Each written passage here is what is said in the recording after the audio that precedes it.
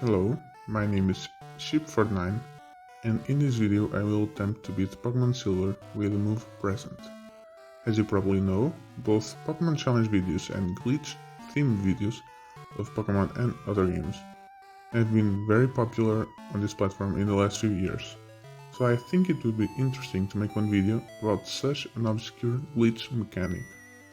I will be playing in Pokemon Silver because I've played this game recently as a normal run, although it's possible to do this challenge in Gold too. The rules of this challenge are simple. The only move I can use in battle is Present. I cannot use Pokemon without Present in battle, but I can carry them in a party if necessary because of the HMs. No items in battle, except of course Pokeballs. No other glitches or exploits, at least I will try to not fail this, but with older games you never know. Let's start by picking our starter Pokemon, that will be Delibird. Since the move Present is the main gimmick of Delibird, so it's fitting to make a Present challenge with a delivery Pokemon. I chose to replace Chikorita, so our rival will get a Cinda... what? The game is already... fitting. Anyways, where was I? Well, Samta, welcome to the team. Let's see your stats. 20 HP, 11 defense... Okay. So, what's this all about, you ask? If you already know this glitch, feel free to skip to the timestamp on screen. First, let's talk about the move. Present is a normal type move that does one of 5 things. It can miss because its accuracy is only 90%. It can heal 1/4 of the opponent's HP, and it can heal damage to the opponent with 40, 80 or 120 base power. It's overall a pretty unreliable move with a very limited distribution, so a lot of people possibly never heard of this move before. So, where is the glitch? Well, dear viewer, this move has a problem in Pokemon Gold and Silver that completely shifts the difficulty of every battle in an absurd way. You see, the damage dealt by Present does not take into account the user's attack and the opponent's defense. Instead, it takes into account the typing of both Pokemon. Let me explain. This is the damage formula used in Gen 2 and other generations that we all care and love, even if not all of us know it. Now this is the damage formula used with the move Present. As you can see, our bird's attack will always be 10. Unless the opponent is Rock or Steel, in those cases our attack will be 5. Yes, Steel and Rock will technically be kind of a double resistance as far as I understand this. The opponent's defense turns into our bird's type index number, and the level turns into our opponent type index number. This is completely busted. Theoretically, a normal type Pokemon could deal absurd amounts of damage to Dark type, because there would be an attack defense ratio of 10. 0 is treated as 1 in the calcs to avoid infinity. That would be multiplied by 12.8 and by potentially 120, not taking into account other factors like stab and crits. That said, our Delibird is a nice flying type, so the target's defense will always be 2. Dual type Pokemons use their secondary type in the formula.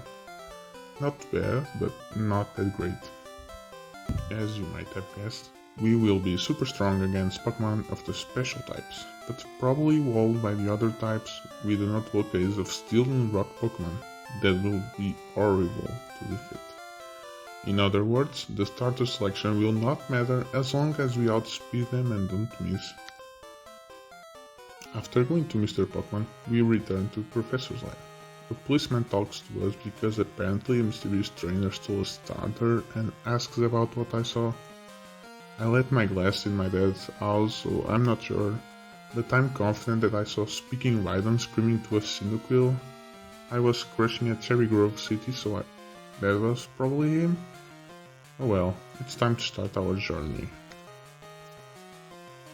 Our first battle with a human is against the man, the myth, the youngster, Joey, and his famous Rattata. What an amazing gameplay experience to shooting a Rattata. Let's take a look at the second battle against Mikey's level 2 PJ. Yep, this run will be painful. Most battles can be insane because it's just spamming a move, so I'll not show everything. Skipping most trainers is key because presence PP is limited. You never know when a surprise battle can force you to reset. We quickly reached Violet City, and after healing and chopping, I skipped the Sprout Tower and head directly to the first gym. Although this gym is full of flying type Pokémons, due to the low level of them, I can do significant damage against them. We quickly beat the minor trainers, equip a parry, and start fight against Faulkner. Samta starts with a great 80 power present, followed by a miss, and another present that finishes PG. Then, Pidgeot outspeeds and gusts me, while I keep gifting it. Unfortunately, the damage dealt by PG, the crit gust, and the bad luck with presents result in a defeat. I return to Faulkner, equip a new berry, and try again. The second battle starts poorly with a miss and we defeat PG leveling up to 10. After that, an amazing 120 base power present followed by a weak present leaves Pidgeotto in the red. It seems like victory is ours. Well, a crit gust. That's fine, we just need to fit it healed. And now we are in the red, but wow, okay, we won. Nice. First batch, not even close. We receive a completely useful TM, pick up the Togepi egg and head to the next team in Azalea Town. Between Violet City and Azalea Town, it's necessary to advance to Route 32, Union Cave, and Route 33. First one was simple, although the last trainer, Birdkeeper Peter, was a bit tricky as I almost ran out of PP against these three birds. Union Cave, on the other hand, it was much more difficult due to the amount of trainers with rock-type Pokémon. As already said, rock and steel types not only resist my normal type attacks, but also cut our attack from 10 to 5. Just this Onix trainer wasted more than half of Samta presents. Iker Russell is a mandatory fight with 3 Geodudes. Remember that Onix and Geodude have, in practice, the same defense stat in this challenge, with Geodude having slightly more HP. So this means that I have to defeat 3 better Onixes with only 15 PP. We can't struggle because that's technically a move, so if we get to 0 PP we reset. While I show the second try, I will take this moment to talk about the move presence animation. The animation of 40, 80 and 120 power are different. I didn't know this before starting the challenge, only noticing while I was fighting this exact echo. And that's why I could set presence power in the Faulkner fight. And I'm assuming that not a lot of people know this because, well, not many people use this move enough to notice that. Again, depending on the base power, the animation will play 1, 2 or 3 times. So try to guess the power of the move that fainted the level 6 Geodude and won mid-fight. If you guessed 80, congrats! It was 120. Now, you can feel the same tension watching the animations that I felt in some of the next battles. Take a look at next trainer coughing. It's really noticeable my bad luck sometimes and, most importantly, the greater damage output even though coughing has a really good defense stat in theory. Slowly but surely, the glitch is becoming more noticeable.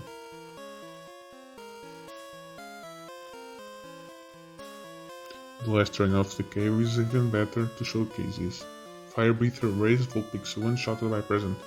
I know that it was a 120 base power present, but still very impressive. Outside the cave in Route 33, there is a trainer with a level 11 Geodude and a Machop. Our bad damage output and the fact that this Geodude has Rock Throw, remember the double weakness of deliver to rock type moves, will force me and my board to skip this guy, at least for now. Thank God, the previous Geodudes didn't have good moves. Finally, we are in Azalea Town. Here I heal the Samta, go shopping and go out to Perth. It's time to kick the rockets out of Slowpoke Well. Here is the first fight. Yeah, we lost. Now it's time to kick the rockets out of Slowpoke Well. First rocket, Rattatas, down. Second rocket, Zubat. It's very annoying to battle. Thanks to the move Supersonic and the fact that Zubat is a poison flying type and not a flying poison type, Santa does not knock them out easily before getting confused, and the next rocket has 2 Zubats. I hope that this will be the last Zubat we will ever fight. Wait, is this for the last rocket has a coughing, so easy win. Team Rocket defeated, it's time to claim the second badge. Gym trainers themselves aren't difficult because, while I usually don't KO their Pokemon, they also can't do much damage to me. The biggest challenge is to not run out of PP mid-battle, but I can go to the Pokemon Center at any time, so that's very unlikely to happen. Yep, it happened. Reset time. Second try, I won easily. Finally, it's time for Bugsy. He starts the battle by sending Metapod. Santa strikes with a 40 and 80 base power presence while Metapod just tackles. Then, the Ace Scyther comes in and a 120 base power present does about 40% on him. Not great. Then I heal Scyther while he powers up his Fury Cutter twice. Well, this first attempt wasn't great. On my second attempt I was again to shot Metapod that used String Shot, lowering my speed stat. After Metapod enters Kakuna, but he has no impact in this battle. Scyther again, this time opens with a quick attack and then starts to build up Fury Cutter. Meanwhile, my luck with present keeps getting worse, by Scyther switch again to quick attack, delivering me a sweet victory. No berry wasted. Nice. Second badge obtained as well as another useful TM. Well, after a quick visit to Pokemon Center, we can continue our journey. Next gym is at the Goldenrod City, so no time to waste. Let's... Wait, is that the right one? Oh, okay, I can easily beat this Cyndaquil, so I can go to Rodden. A Ghastly. A Ghost type. I think we are in trouble, Digger Review. Okay, let's evaluate our situation. I'm gonna be completely honest, I didn't remember this second rival battle since the beginning of the challenge. It was a bit dumb. I think the challenge is over with a bad ending, unfortunately. Ghastly is a ghost type and our only usable Pokemon move is Present, a normal type. We also can stall this Ghastly into Struggle, which would be our other way of fainting it, because the Elibird isn't immune to Leak. Also, even if it was, Santa's 50 PP move wouldn't outlast Ghastly 3 moves, Leak, Hypnosis and Spite, with a combined PP of 60. That means that our only way to struggle Ghastly, before we struggle, would be to switch between 2 Pokemon with Present, but that's also impossible. I can't catch any other Pokemon that learns Present by level up, that's only Delibird. And my gift Pokemon Togepi does not have Present. I guess that this challenge is unfortunately over. Or is it? Let's read again the rules of the challenge, shall we? No items in battle except Pokeballs. Wait, maybe there is a solution after all. In the beginning, I stated that Pokeballs were allowed. This is obvious because, for example, I need a cut HM user to advance past the Ilex Forest, and potentially other HM users to explore the whole region, so it was a necessary exception to this and pretty much any challenge. But I think that with enough Pokeballs, we can actually stall the Ghastly out of its 60 PP, maybe even force him to struggle. That's gonna be tedious and I don't know how much money I need, but I think it's the only way to honor the rules. Let's go. So, obviously the first thing we have to do is to go buy a lot of Pokeballs. At least 60. In my bag, I have useful and useless items, but I need to sell them all for maximum profit. Except Pokeballs that I may already have, of course. So I have 2048 Pokédollars at the beginning of this. Selling everything in my bag got me to around 7.5k Poképounds. Those TMs were really essential after all. I can also get Swift in the Union Cave and fight some trainers. Sprout Tower? And I can get the money that my mom is keeping if I go back all the way to my house. That will probably make us reach like 12-13k Poke Heroes. Okay then, montage time.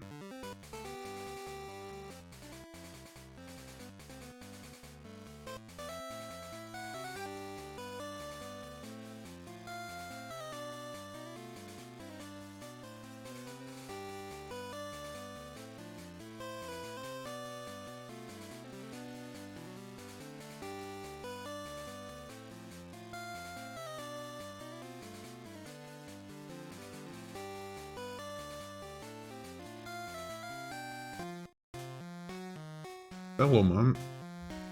I found a useful item shopping, so I bought it. With your money? Sorry. Wait, what? I'll call her again. I'm pretty sure I had like 2k Pokecoins. I guess I'll get the item in the box and you will stop saving more money. Anyways, let's continue this money grind.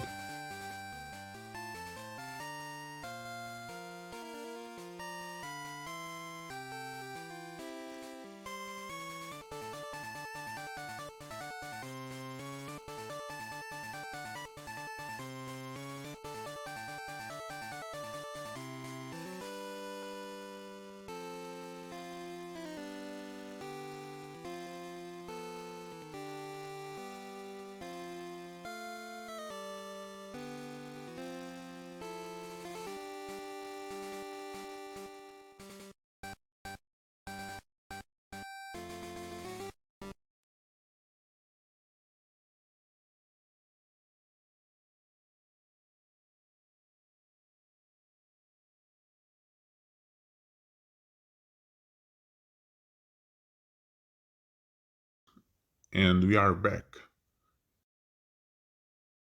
12,912 Poké Swiss francs. So we can get 64 Pokeballs. That's amazing. Let's see if we can solve that ghost by throwing money at them. Nighttime, the magic of saving the game and rest for a bit. First attempt, here we go. So Rhydon sends out his Ghastly and we start to throw the Pokeballs. The trainer blocks the ball. Won't be a teeth. Well, that's funny because I'm pretty sure that Rhydon is being chased by the police.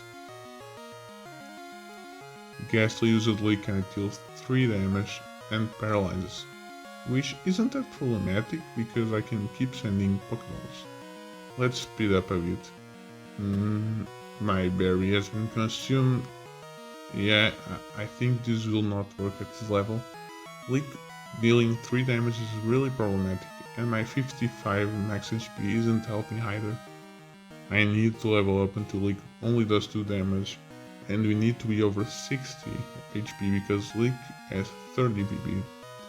Well, this adventure started less than 3 hours ago. I'm pretty sure that this grind will take less than that. Just grinding in the Slowpoke well, in the Zubats and Slowpokes, this is not fun. Okay, level 28 now. I decided to grind in Route 32 instead because the Pokemon there are less annoying than Zubat, but it's still not amazing. Leak only does 2 points of damage, that's wonderful. Let's speed up a bit, and we managed to stall the Ghastly, that's incredible. Ghastly uses Struggle, 3 points of damage. That means that Ghastly is taking 1 recoil per turn, oh lord. We need more grinding and probably more Pokeballs, because we need to stall Struggle too. I didn't even thought about that. Well, that's not great, but at least we solved the first part, so it will not take that much longer, right? Okay, level 34 now. Maybe this time we will get only 2 damage from Struggle? Yes, we will, that's very good. Still, we did not resolve the Pokeball problem, but maybe we can knock out Ghastly already? Okay, that didn't work, I need more HP. Let's grind more, and I will pick some other trainers and more items and hidden items that I left behind.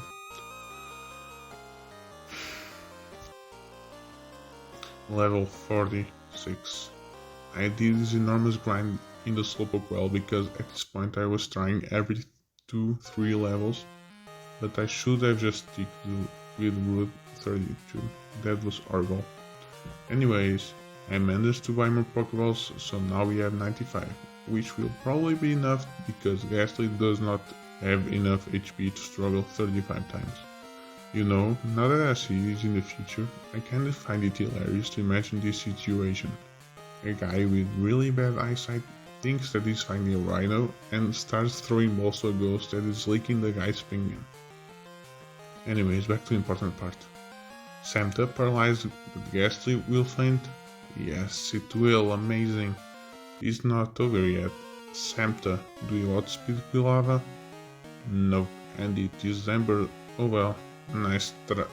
Oh wait, 5 HP left. Present one shots. Wait, is this it? Zubat does not faint to present, I think. We survive a bite, but I think we need a max present crits. Yeah, okay, we lost, but really close. Okay, almost exactly 60 hours later. We are in good position to win this. I just leveled up to 48 to give me the edge in the final Zubat. And before skipping this massive stall, look at this important detail. Hypnosis. That's crucial because I can recap during Ghastly struggle, and although we spend a power point in the ground, we will outspeed Quilava and probably save more HP to the Zubat. Okay, 23 HP remaining. Present, bite, present, bite. We are really close. Yes! Finally! Raiden was defeated. 960 Pokémons, not bad. Finally, we can continue our adventure. And before you say that this challenge will be a cakewalk from now on, I remind you that this Ice Bird 3-shot a Zubat 34 levels lower. Let's head to Ilex Forest. Let's keep this very simple. Farfetch the quest, HM cut, I don't have a Pokemon with cut, so I catch an Oddish to be the cut and flash Pokemon.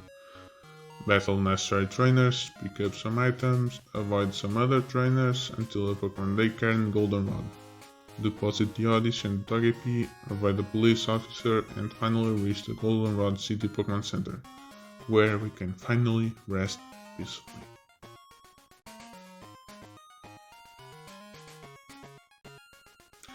That concludes part 1 of this challenge. I want to make more progress on this in the near future, but for now I need to not play more Pokemon this week so I can keep my sanity. Feel free to comment anything, I will try to see everything in the comment section. Thanks for watching.